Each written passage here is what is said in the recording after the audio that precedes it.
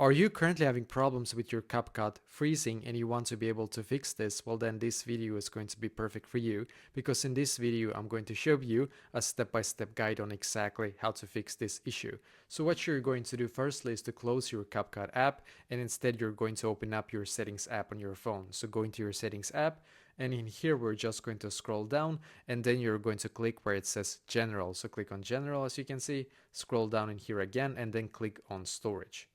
Click on storage in here.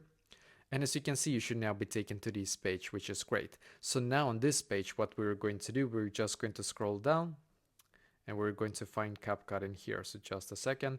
As you can see, CapCut is in here. Click on CapCut.